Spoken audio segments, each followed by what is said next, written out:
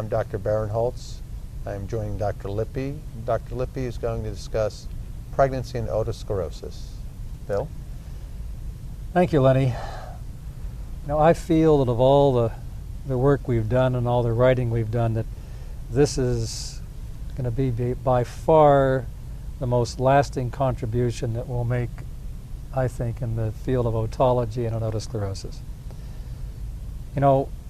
We were all taught that the hearing in otosclerotic patients was made worse by pregnancy.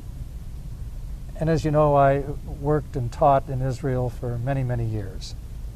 And for some reason, it never dawned on me that some of the ultra-religious women that I was seeing, who had 5, 6, 7, 8, 10, 12 children, didn't seem to have any worse hearing than women who had 1 or 2 or none. Yet we were all taught that they should be worse.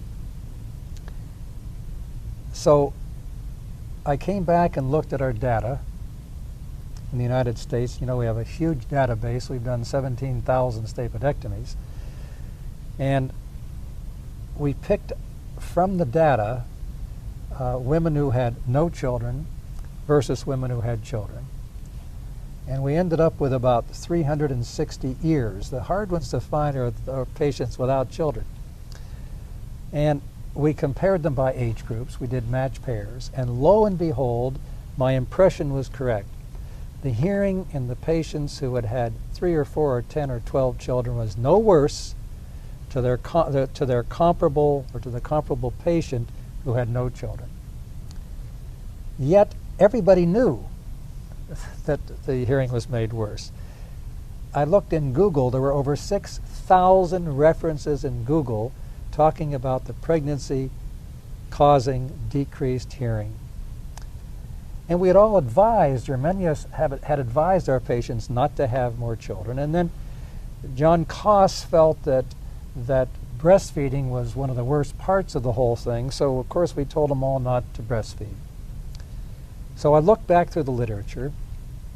We could get back to 1950, and we looked at all the papers, one after another, that talked about the relationship between pregnancy and otosclerosis. But then I looked at the individual papers, and what they were retrospective papers, studies. And the paper would go like this. The author would send a letter to 200 or 300 or 500 women and say, when did you lose your hearing? And inevitably they would say, during my first pregnancy, after my second, during my third. This was a universal answer. But then I got to thinking that this is a natural thing for women to do. Their life cycle events are centered around their pregnancies. If you ask a man, when he broke his leg, it was when I worked at so-and-so, or playing touch football in college, or after I switched to this job. But if you ask a woman when something happened, it'll be after my first pregnancy, after my second, after my third pregnancy. They relate things that way. So I called Bill Saunders, my chief, and I said, Bill, you taught us all that hearing was made worse in otosclerotic women by pregnancy. How did you know? Do you remember an original paper? And he said, no, Bill, but Wes Bradley remembers everything he's ever read.